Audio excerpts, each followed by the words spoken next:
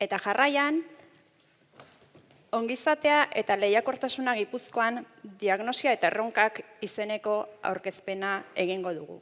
Horretarako, alde batetik, Mari Jose Aranguren, Deustuko Unibertsitateko Donostiako kampuseko eta erakunde harremanetarako errektore ordea, Deustuko Unibertsitateko Ekonomia katedraduna eta orkestrako zuzendari nagusia izango dugu gurekin. Bestetik, Ane Izulain, orkestrako ikertzailea, eta azkenik ni neu baita ere orkestrako ikertzailea. Jadanik, Gipuzkoako lurraldeari erreparatuz jarriko gara saio honetan. Globaletik hasi gara, orain lokalera jaitsiko gara. Gure ongizate ereduaren eta lehiakortasunari buruz egin diren lanketen emaitzak aurkeztuko ditugu gaurko honetan, baita datozen urtetarako lanketaritatik identifikatu ditugun erronka nagusiak ere. Beti ere, komunitatearen ikuspegia kontutan hartuta. Besterik gabe, Marijo, Ane, nahi duzuenean.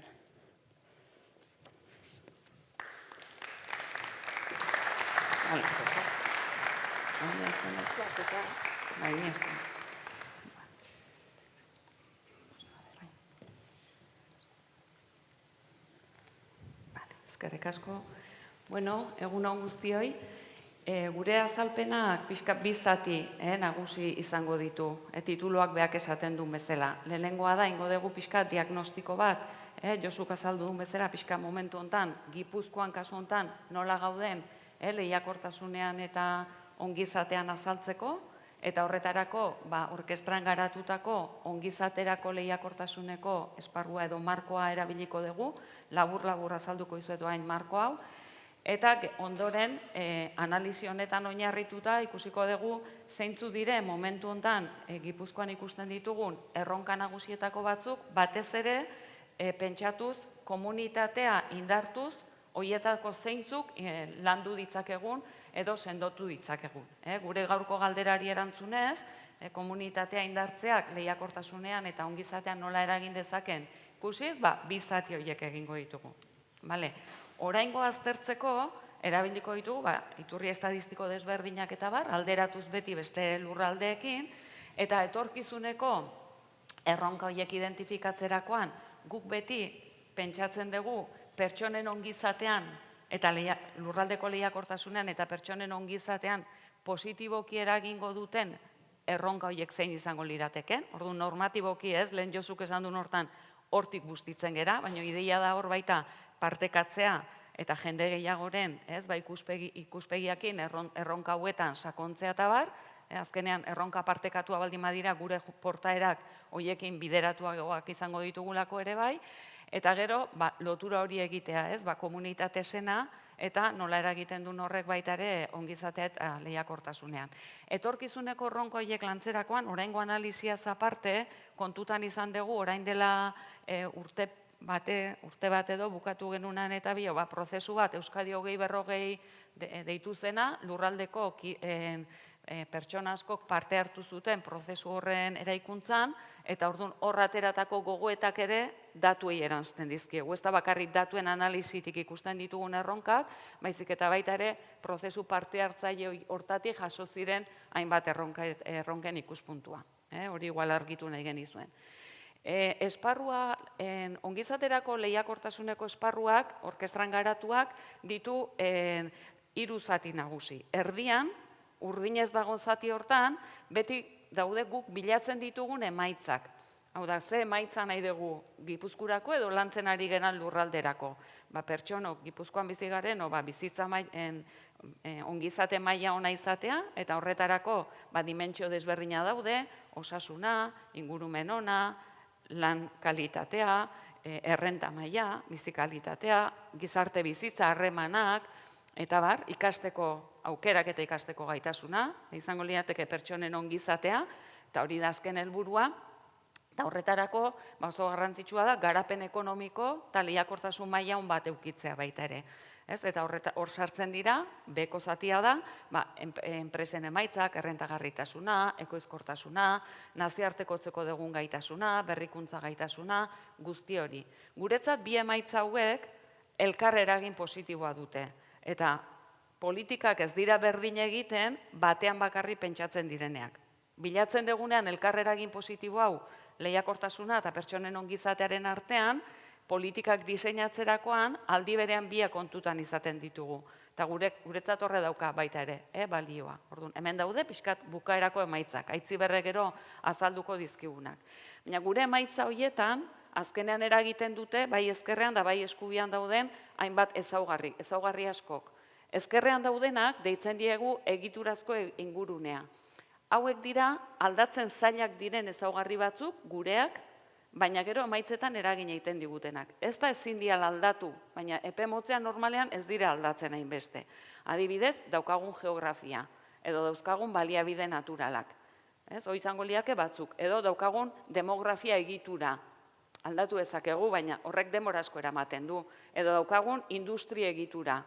Horiek aldaketa handiak eskatzen dituzte, baita ere, edo, eta hau da, gaurko muina, dauzkagun baloreak, daukagun komunitate esena, daukagun ezaugarri horiek, esaten ari gera, eta lehen Estefanek ere esan du, generazio berrietan hau aldatzen ari da, orain dela, 40 urtekin konparatzen baldin badegu, baina horiek epe motzean zailak dira aldatzen. Baina gero eragina daukate. Oraingo generazio berriek eta ematen ari diren baloren aldaketek gure portaerak aldatzen dituzte, gauza desberdina bilatzen ditugu, eta horrek eragin badauka. Horiek dira pixkat ezkerrean daudenak. Eta eskubitan dauzkagu palanka dinamikoak edo guk gure erabakiekin eragin ditzakegunak. Eta hor daude, enpresek hartzen dituen erabakiak, edo erakunde publikoetatik hartzen diren erabakiak, edo unibertsitateetan hartzen ditugun erabakiak, eta horiek eragin egiten dute baita emaitza horietan. Erabaki horietako batzuk, adibidez, lehenengoa, bigarrena kapital fisikoa, infrastruktura bat egiten badegu, ikusiteia. Tangible dia, eta emaitza hor ikusten duzu. Guko ez dakita infrastrukturak izan daitezke eraikuntzak, edo izan daitezke infrastruktura digitalak, edo energiarako gasa onuntzi ditxiarazteko sistemak, eta bar. Eta horiek ikusiten ditugu. Beste hainbat, hauetan daudenak, eta horien artean dago, gizarte kapitala, azkenekoa, azkenean, gure arteko komunitate zen hori sortzea eta garatzea denbora ematen du, izaera hori gure sustraian egonda, baina batzutan ahuldu egiten da, eta hori indartzea denbora ematen du, ez da ikusten, eta askotan nola ez da epe motzean ikusten, ez dugu ere baloratzen. Eta orduan, garrantzitsua da baita ere, epe luzera elementu hauek, komunitatea sendotzeko estrategia bultzatzen jutea, hasierako hitzalditik ja azaldu den bezala ez, baita ere garrantzitsuak direlako lehiakortasunerako eta ongizaterako ez, eta guk ere hori ikusten dugu izango litzateke gizarte eta erakunde kapitalaren bloke horretan dagoen ezaugarria. Eta hor gauza askoari egin dira dagoenekoz Gipuzkoan, eta enpresa kultura berriaren bultzada, enpresen barruan, edo elkarrekin lanean programa bera, edo lankidetzazko gobernantza indartzeko Gipuzkoan etorkizun eraikizen eindan apustu guztia, garapen agentziekin, edo baita ere bultzatu diren beste hainbat ekimen elkarrekintzan gizartetik sortu direnak, da komunitate desberdinak sortu eta hainbat behar sozialei horren bidez, komunitate desberdinen bidez ematen ari gara erantzuna. Asko egin da, nahi dana da hori indartu, gure hainbat erronkei erantzuna alizateko. Orduan pixka galdera da hori nola egin dezakegun ez. Eta azkenean, komunitatea zari geranean, definizio desberdinak eta daude, ekitaldi honen planteamentua egiterakoan ez, Gipuzkoako aldunditik esatez zitegun, gizabanazkoaz gain, badela eskubideak eta bete beharra dituen komunitate bat edo batzuk, eta sistema politikoa egituratzeko garaian, komunitate horiek kontutan izan nahi direla baita, eta hori dela aldundiaren asmoa, hauek komunitate zen hau bultzatu nahi den momentuan, ez? Ze ardatz ikusten ditugu, eta autore pila bat daude, eta horrela, baina azkenean, eta Josuk ere definizio bat eman du, baina komunitatearen ardatzak bezala ikusten ditugu bat, kide sentitzea, dimentsio importantea, norbanako bakoitza, zerbait zabalagoaren edo talde zabalagoaren kide sentitzea, edo Gipuzkoa sentitzea, da orduan Gipuzkoaren berena bilatzen duzu, edo talde txikiago bateko, komunitate txikiago bateko kide sentitzea, eta orduan horren berena bilatzen duzu, eta bar, hori bat izango litzake, kide sentitze horretarako gakoa da elkarren arteko harremanak, eta harreman horiek indartzea, eta horiek konfiantzazkoak izatea, konfiantza sortzen juten baldin magera horrek lagundu egiten digu partekatutako proiektu sendoagoak garatu ahal izaten. Beste ezaugarri bat izango litzateke, gaitasuna elkarri eragiteko, kide geran neurrian, komunitate horietako bakoitzak gaitasuna dauka beste kideengan eragiteko. Eta orduan adibidez, erabakia partekatzerakoan edo kontsentsuak sortzeko eta asko laguntzen du komunitateak sortu ahal izateak ere bai, nolako etorkizuna nahi dugun garatzerakoan, eta bar. Hau da, elkarri eragiten diogu, baina komunitateak berak nire erabakietan eragiten du ere bai, bidirekzionala da. Eta azkenekoa izango litzateke, eta komunitate bezala, kide bakoitzaren beharrak asetzea eta komunitate osoaren beharrak asetzea bilatzen dugu. Usten dugu, kide bakoitzaren behar desberdinei osasun beharrak, heziketakoak, garapenekoak, ekonomikoak, eta garatzen laguntzen dio komunitate horren parte izateak, eta baita ere komunitateari kide horrek, horietako bakoitzak laguntzen dio komunitate osoaren beharrak asetzen. Orduan, dimensio hauek dira pixka bat, komunitate zenaren barruan ulertu eta garatzea garrantzitsua dela ikusiko genituzkenak. Eta inbestei gabe, pasatzen dut, lehenengo helburuari erantzuteko, aitzi berri hitza. Eta geroanek esplikatuko ditu erronkak.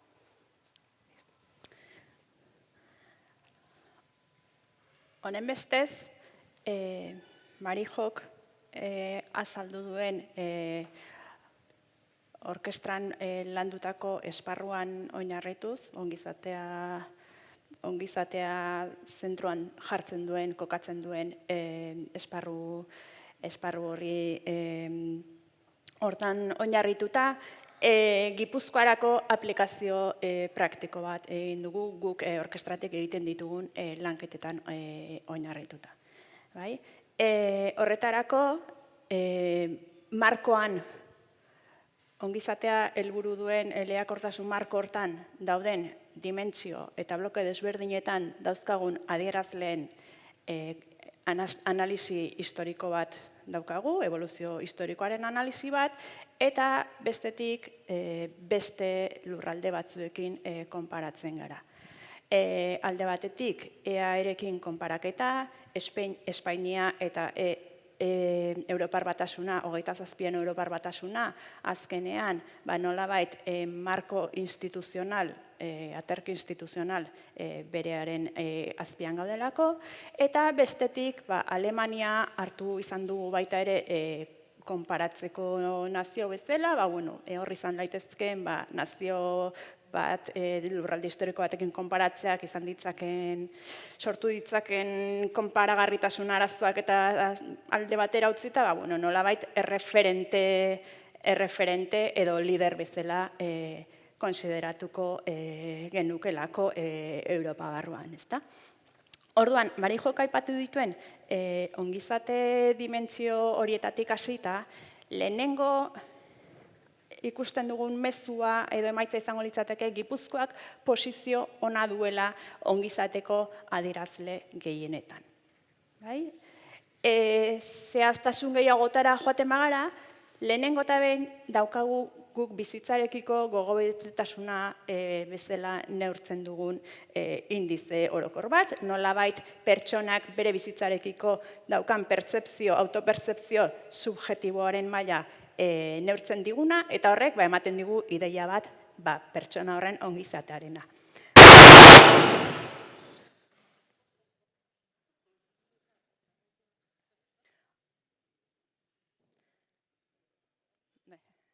Jarraitu dezakegu? Ez daukat mikrorik.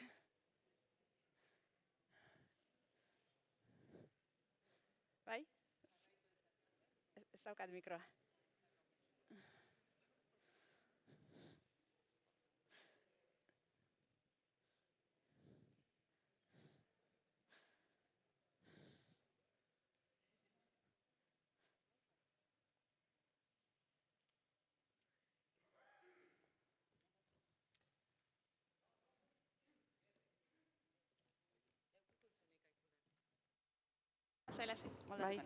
Pasako izunik igual. Bueno, zuzenekoan gertatzen dian gauzak.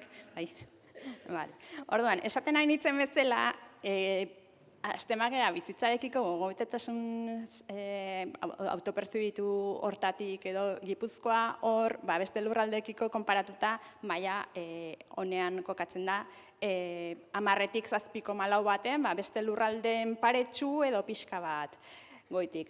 Hurrengo dimentsiora joaten bagara ikaskuntzari dagokiona, goi mailako hezkuntza eta hezkuntza jarraia edo langileek lanean ari bitartean jasotzen duten hezkuntzari dagokionean ere, hor Gipuzkoako emaitzak beste lurraldekin alderatuta positiboak agertzen zaizkigu, bai. Hortik pasako bagina 3. inguruneko dimentsio batetara, hor ikusten dugu horko adierazleetan ere orokorrean posizioa nahiko ona dela. Zer neurtzen dugu adierazle hauetan? Adibidez, airaren kutsadura maila ikusten da beste lurraldekin alderatuta baxuagoa izan daitekela, negutegi efektuko gasen isuria ere Espainiakoa baino zerbait altuagoa da, baina gainontzeko lurraldetakoa baino baxuagoa eta eboluzio positibo batekin, eta hondakinekin lotutako emaitzei dagokionean ere alde batetik hondakin gutxiago sortzen da konparatiboki hemen, eta Alemaniaren atzetik birziklapen tasa ere beste gainontzeko lurraldeekiko eta Europar Batasunaren bataz bestearekiko altuagoa da. Bai, hurrengo dimentsiora pasatzen bagara, eta hemen jaitsiko naiz grafikora gerturatzeko, gizarte bizitzan aukeratu dugun adierazlea pertsonenganako konfiantza maila gaur hemen lantzen ari garen gaiarekin oso loturik dagoen adierazle bat izango litzateke, eta hemen ikusten da Gipuzkoako marra urdin honetan, Gipuzkoa adierazle honetan ere beste lurraldekin alderatuta ondo posizionatuta dagoela, eta azken urtetako adierazlearen evoluzioa positiboa izan dela. Jarraitzen badugu baita ere ongizatearen dimentsiotan bizitza materialera pasata, hemen urteko errentaren mediana baliokidea daukagu alde batetik, hor Europako bataz bestekoaren zertxo bai gainetik gaude, Alemaniarekiko oraindik arrakala bat ikusten da, eta beste bi adierazleetan, nolabait aberastasunaren banaketa parekidea den neurtzen dutenetan, sarreren S80 adierazlea eta aropetasa bietan ere alderatutako gainontzeko lurraldetan baina emaitza hobeak agertzen dira Gipuzkoaren kasuan. Azken dimentsioa ongizateari dagokionez, enplegua izango litzateke, enpleguaren kasuan ere azken urteetan eboluzio oso positiboa izan du adierazle honek, hemen estrukturalki Alemaniarekin adibidez beti mantendu izan da arrakala bat, eta gure langabezia tasak Alemaniakoa baina altuagoa izaten jarraitzen du, naiz eta azken aldian esan bezala azkeneko hamarkada honetan asko jaitsi. Hemendik hurrengo blokera pasatzen bagara, enpresa eta ekonomia edo ekonomia eta enpresa emaitzei dagokiena, lehenengo eta behin guk hemen neurtzen duguna jarduera ekonomikoa da. Jarduera ekonomikoa neurtzeko biztanleko barne produktu gordina erabiltzen dugu,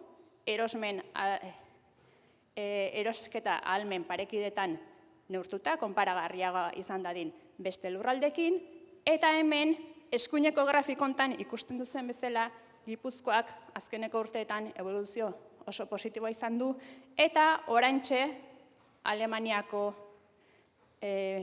maila beretsuan kokatuko litzateke gure biztanleko barne produktu gordina, gutxi gora bera. Barkatu, Marijo, zera mesedez. Hemen aztertzen badugu gero aberastasun hori nola sortzen den, eta produktibitatea aztertzea izango litzateke horretarako gakoeta bat, produktibitatea bi mailatan neurtzen dugu. Langileko produktibitatea eta orduko produktibitatea. Emaitzak bi kasuetan ere nahiko antzekoak dira, eta nahiko antzekoak dira nolabait esateko ekonomia osoa edo industria bakarrik kontutan hartzen badugu. Europar bataz bestearekiko konparatzen bagara, gure produktibitatea bataz bestekoa baino zertxo bait handiagoa da. Alemaniarekin konparatzen bagara, beraien produktibitatea batez industrian gurea baino altoagoa da. Hor, arrazoi desberdinak aztertu beharko lirateke, daukaten sektore espezializazioak eta barrek baita ere, zati bat esplikatu dezaketelako. Hurrengora pasatzen bagera, beste dimentsio bat ekonomia eta enpresa emaitzetan nazioartekotzea izango litzateke. Hemen, ezkerreko grafiko honetan, ondasunen esportazioa barne produktu gordinarekiko erakusten dugu. Gipuzkoa eta EAE hemen erdi mailan daude.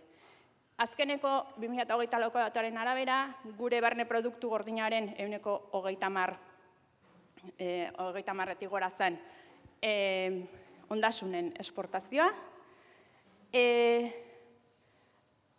Hemen atzeraldi orokor bat izan da, ez Gipuzkoan bakarrik azken bi urteetan, 2022-2024, atzeraldia orokorra izan da, ez Gipuzkoan bakarrik, baizik eta beste herrialdetan ere. Ze ikusten dugu hemen, Gipuzkoa 6 puntu azpitik egonagatik Alemaniarekin konparatuta eta adibidez, kalkulatzen badugu merkataritzako saldoa, saldo hori Gipuzkoan beste lurraldetan baino askoz positiboagoa dela. Eta horrek, eman dezaiguke pista bat, Gipuzkoan esportazioak, baina altagoa direla, eta orduan Gipuzkoako enpresak esportatzen dutenean, bertako hornitzaileek erosi dien gauza gehiago inkorporatzen oten duten beraien esportazioetan. Orduan, askotan enpresa batekin gaudan esaten dugu, ez nik ez dut esportatzen zuzenean, baina nik hornitzen diot hornitzaile bati, zeinen salmenten ehuneko 80% kanpora di joan. Orduan, bi adierazle horien kombinazio horrek horrelako zerbaiten pista bat eman dezake. Horrekin lotuta eta gure egitura ekonomikoarekin lotuta, ikusten dana da 10 enpresa handienek, erori da, gero jarriko du, 10 enpresa handienetan kontzentratuta daudela Gipuzkoako esportazioen ehuneko 30%. Bestetik, baita ere ikusten da atzerriko eskumendekoak edo filialak dituzten enpresen kopurua ere nabarmena. Nabarmena dela Gipuzkoan, alde hortatik, emaitza ere positiboa da. Ordan, batzuk esportatu ordez, zuzenean kanpoan produzitzen eta saltzen dute. Hurrengo dimentsiora pasatzen bagara, berrikuntza izango genuke ekonomia eta enpresa emaitzen hurrengo dimentsio bat, hemen berrikuntza hitz egitean, adierazle desberdinetan nolabait esateko argilunak ikusten dira. Adierazle batzutan ondo kokatuta agertzen da Gipuzkoa, beste adierazle batzutan nolabaiteko arrakala bat ikusten da. Produktu berrikuntzan eta berriak diren edo hobetuak diren produktuen salmentako emaitzetan, hor berdez markatuta dauden horiek emaitzako nadira Gipuzkoaren kasuan, beste lurraldekin alderatuta. Berritzailea diren ETEen portzentaian, ordea eta prozesuko berrikuntza egiten duten ETEi dagokienean, emaitzak ez dira hain positiboak Europar Batasunarekin eta Alemaniarekin konparatzen bagara. Hor, datu horietan azterketa sakonago bat egiten badugu, horren esplikazioa prozesuko berrikuntzari dagokiena zeintzat batez ere berrikuntza, tradizionalki berrikuntza ez teknologikoa deitu zaion horretatik dator. Adierazle horietan azaltzen da Gipuzkoa hobetzeko margina gehiagorekin. Jakintzari dagokionez, gure markoan jakintza ez litzateke izango ekonomia eta enpresa emaitza bat, palanka bat izango litzateke, baina oso lotuta berrikuntzarekin, azkenean IGIgen garatzen duguna, gero eraman dezakegulako nolabait produktu berritzaile batera edo prozesu berritzaile batera, Hemen, Gipuzkoaren evoluzioa positiboa izan da, aurreko ostiralean Eustatek 2024ko IGG-ko datuak publikatu zituen, eta hemen ikusten dena da, bai 2023ko datuen, eta bai 2024koan Gipuzkoak, bere barne produktu gordinaren 2,74 IGG-ra dedikatu duela. Alemaniakoa baina zertxo bait beragotik, baina aztertutako gainontzeko lurraldetakoaren gainetik. Jakintza arloan baita ere, beste adierazle batzuk aztertzean ikusten dena da argitalpen zientifikoetan Gipuzkoak oso emaitza onak lortzen dituela. Behin ekonomia eta enpresa emaitzak aztertuta, aipatu ditugu lehen, bazegoela egiturazko ingurune bat, epe motzean ez genukana margen askorik aldatzeko, baina gure bai ongizatea, bai ekonomia eta enpresa emaitzak, bai ongizatea, nolabait baldintzatuko zizkigunak. Geodemografiatik edo gizarte populazioaren egituratik hasita, ez dizuet ezer berririk esango, esaten badizuet Gipuzkoa zahartzen ari den probintzia bat edo lurralde bat dela esaten badizuet. Gainontzeko lurraldeetan ere zahartze prozesu hori ematen ari da, baina grafiko hontan ikusiko duzen bezala zahartze hori are eta altoago da Gipuzkoa eta EAen beste lurraldetan baino.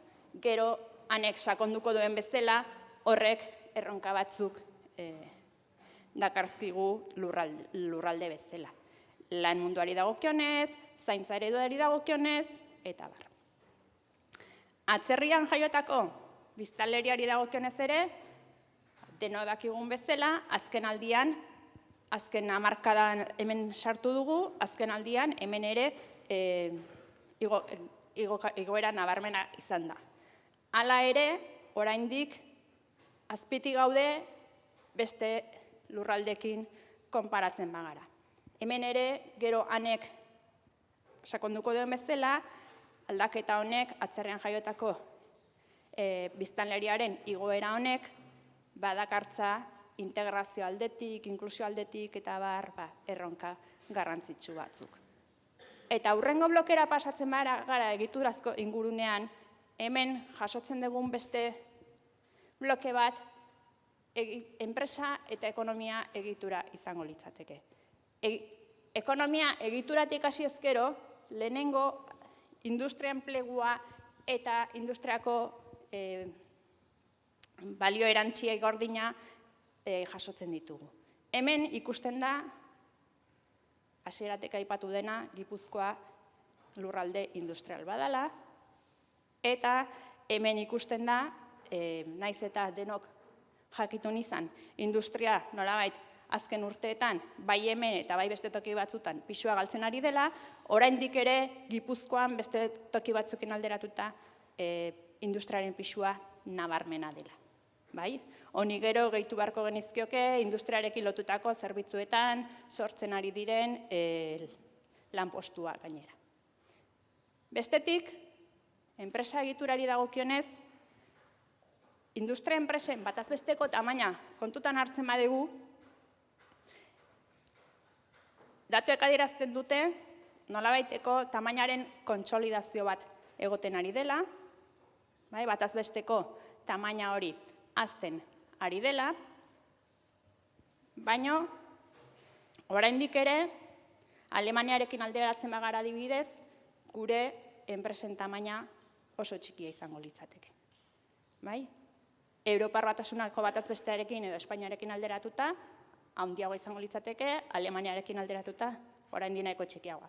Honekin lotuta, baita ere ikusten da, 50 edo langile gehiagoko enpresetan konzentratzen den enplegua, baita ere, batez ere, Alemaniarekin alderatuta txikiagoa dela. Hemen datuek erakusten dute, ez bakarrik, hemen enpresa txiki eta ertain asko dauzkagula, ezik eta gainera dauzkagun enpresa handiek ere beste toki batzutako enpresa handiekin konparatuta tamaina txikia dutela, bai, horrek esplikatzen du diferentzia hori datu horretan. Bai? Honek izango lituzke alde batetik bere abantailak ditu, enpresa txikiak izatea, daukaten malgutasuna eta bar, baina gero dena dakigu beste gauza batzutarako errekurtso gutxiago izateak muga batzu dituela. Bai? IG-erako, berrikuntzarako, nazioartekotzerako, eta horrek oraindik eta garrantzitsuagoa egingo du lankidetza, komunitateen parte izatea, eta gaur aipatzen ari garen gauza guzti horiek. Eta bukatzen joateko diagnostikoaren zertzala hauekin, palanka batzuk aipatuko ditugu. Hor ikusi duzu ez zerrendan palanka hilara luze bat zegoela, iruditu zaigu ez zuela pena merezi denak aipatzeak, batzuk gaurko gaiarekin zer ikusi gutxiago zutelako edo urrutiago gelditzen zirelako. Bi edo hiru aipatzekotan, alde batetik, giza kapitalari dagokionez, lehen aipatu dugun hezkuntza maila altuarekin lotuta, analisi hori jaistema dugu gizartearen kohorte gazteagoenera, ikasketa bukatu dituzten kohorte gazteagoenera, 25-34 urtetara, hor ikusten dugu, 3. mailako hezkuntza duten gazteak hemen beste lurraldekiko nabarmentzen direla, bai? Eta gero beste gauza bat aztertu duguna da enplegu tasa, batez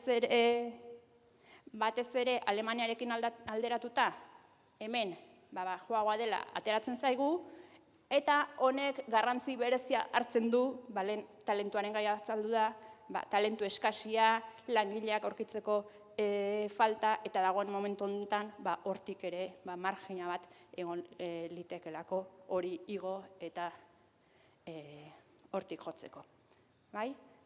Hurrengo eta azken palanka izango litzateke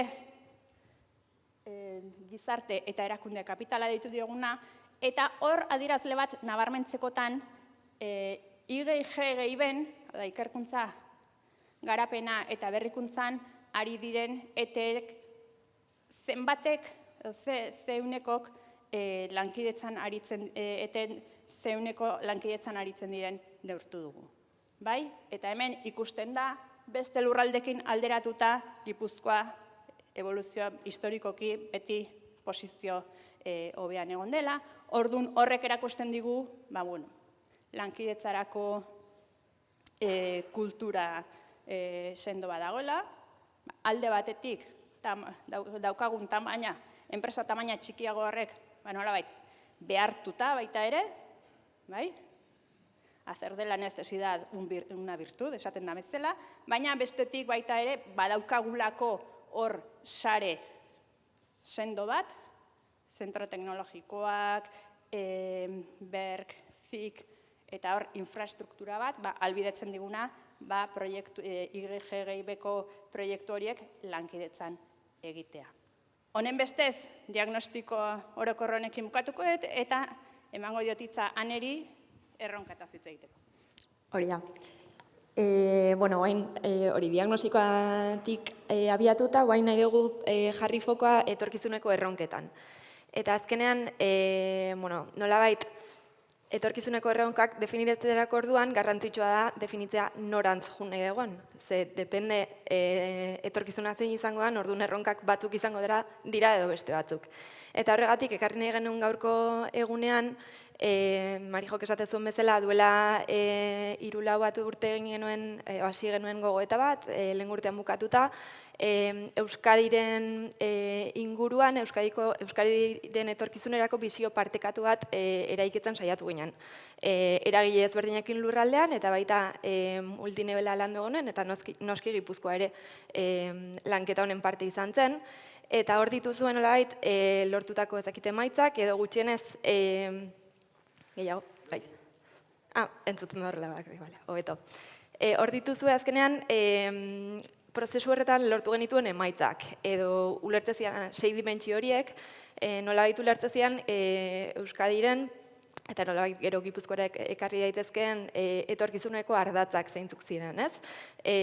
Nolabait oparotasuna, berritzaile izatea, jasangarritasuna, berdea dimentsioan, inklusibidadea, konexioa edo, nazioarteko eta konexioa, eta gaurkoan bereziki garrantzitsua den konpromesuaren dimentsio hori, ez? Baita nolabait transversalki ere oso importanteena dela beste dimentsioekiko.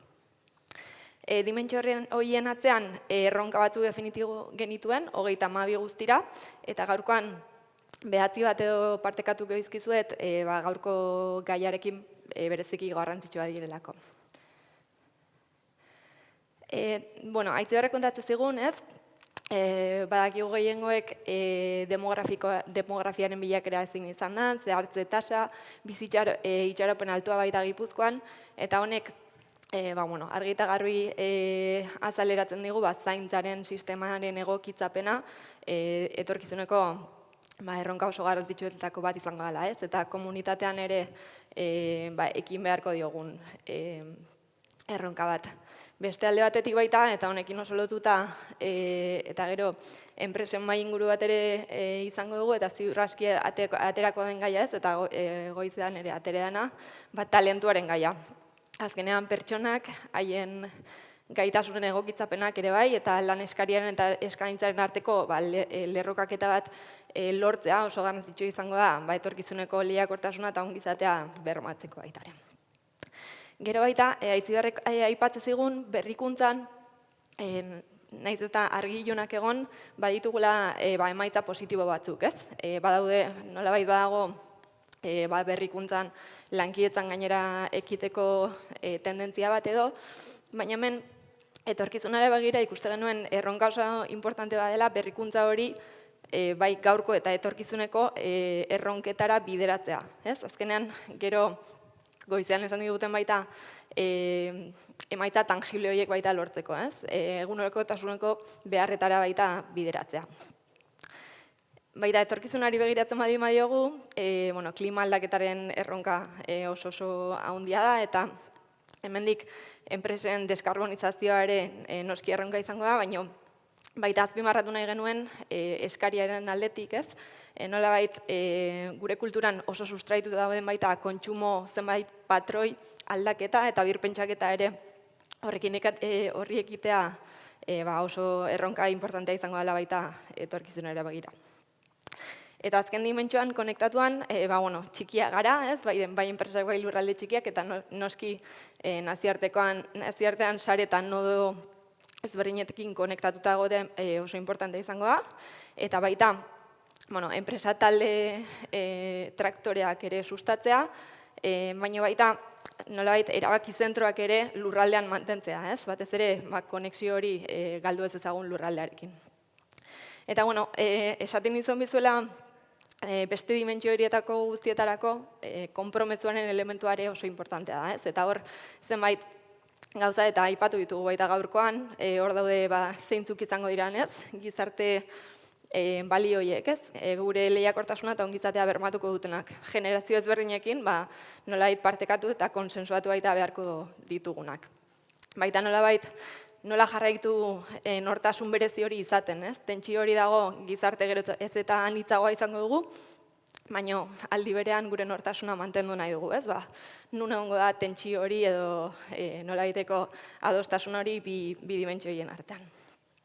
Horretarako oso importantea, baita lankietza espazioak eta guneak sortzea, ez? Eragile ezberdinen artean.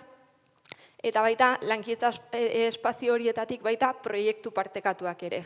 Eta akziora, lankietza hori akziora pasatzeko proiektu partekatu horiek aurrera ematea ere erronka, baina garrantzitsua izango baita ere.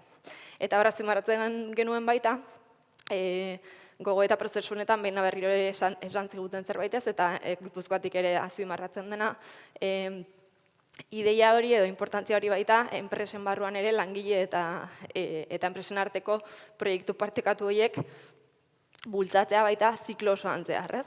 Langile horiek parte izatea baita enpresaren bizio eta helburu guztiengatik. Eta, horiek zidan pixkat azpimarratu nahi nituen erronka batzuk, talentua, zaintza, berrikuntzaren orientazioa, kontsumo patroiak ere birpentsatzea, nazioarteko teoria edo konexio hori, eta hori, zein balioekin, zein da gure nortasuna, ze lankidetza espezio sortuko ditugu, eta batez ere baita ze proiektu partekatu, ez, horretarako. Hortxe.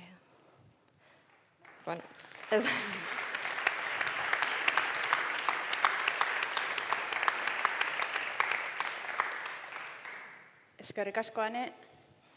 Minutu pare badauzkagu galdera azkarren bat baldin badago.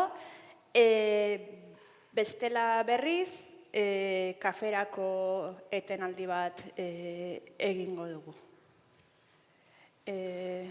Badirudi ez dagoela galderarik, orduan, barkatu, bai. Bai, mikroan, mesedez.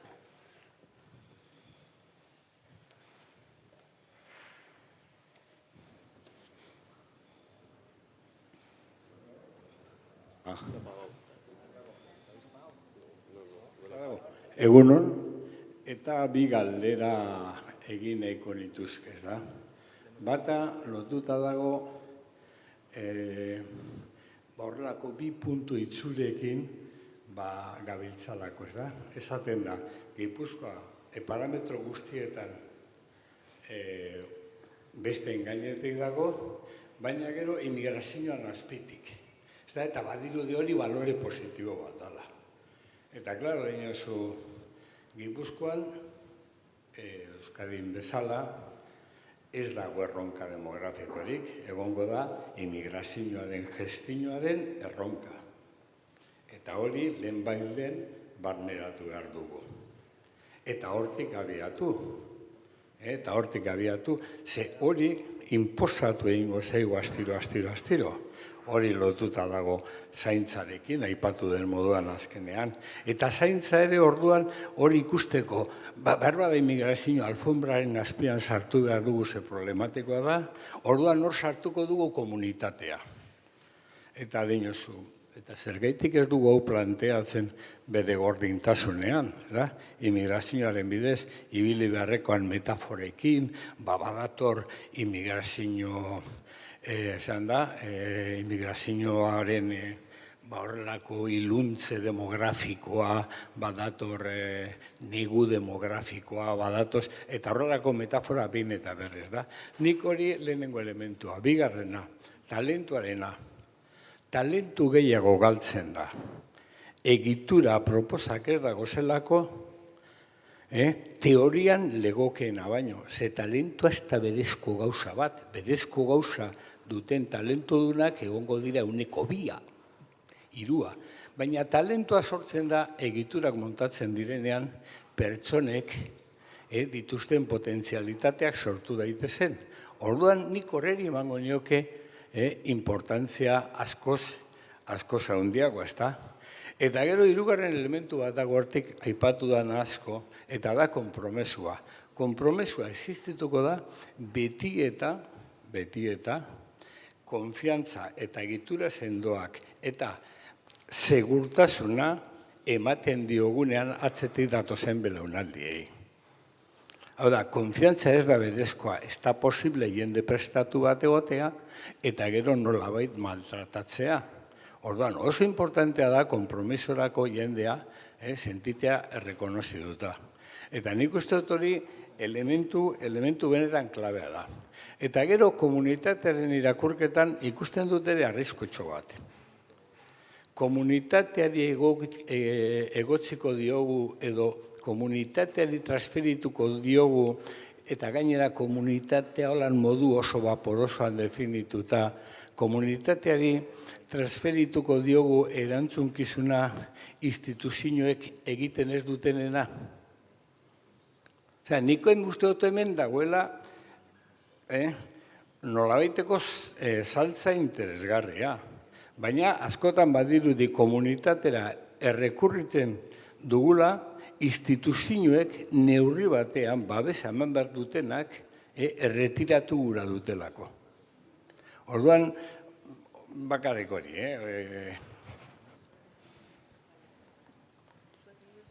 Nik, vale. Motzen, Marijo. Bueno, gauza desberdinak, ez?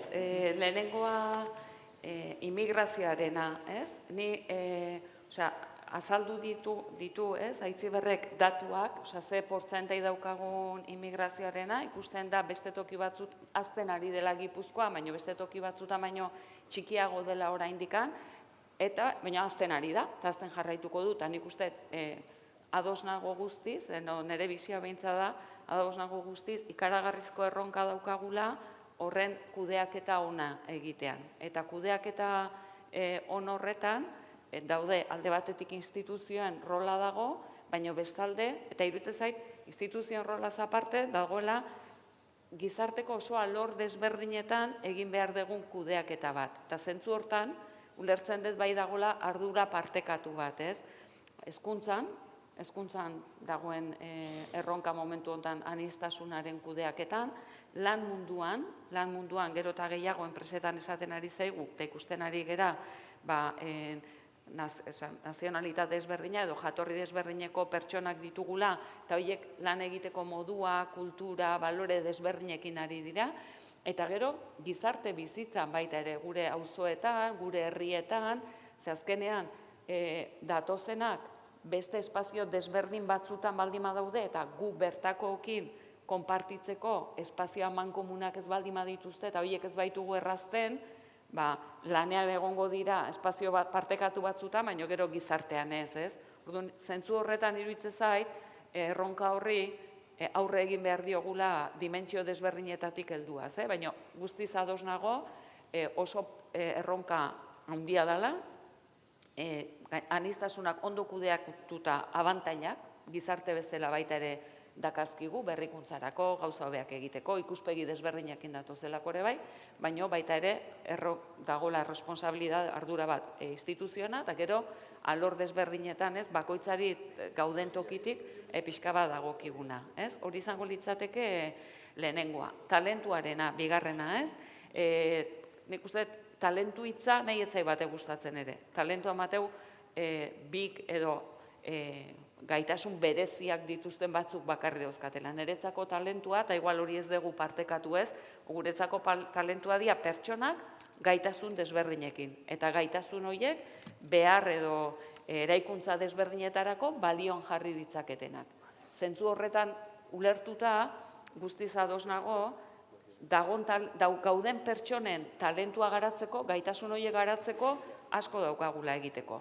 Bai hezkuntzan, baina baita ere prestakuntza jarraiaren bidez, edo bai gaudenok birziklatuz, gauza berriak ikasi behar ditugulako, edo bai datozenak baita ere prestakuntza berria behar dituelako, edo teknologiagatik lehen itezen nun lanak oain ez talako behar da zerbait desberdin egin behar dezulako, eta barrez. Orduan, prozesu guzti horietan, iruditzen zait, ditugun gaitasunak egokitzen ere bai, datorkigun etorkizunera, guztiz ados, da hor komunitateetatik eta erakundetatik, politika eta zera desberdinak egin daitezkela, ez? Ados baita ere komunitatearen kontzeptuan segurtasuna garrantzitsua dela, konpromeditualizateko generazio berriak, hori partekatzen dut. Eta azkena esan dezuna, ez? Komunitatearen esku ezin dela dena utzi, ados nago.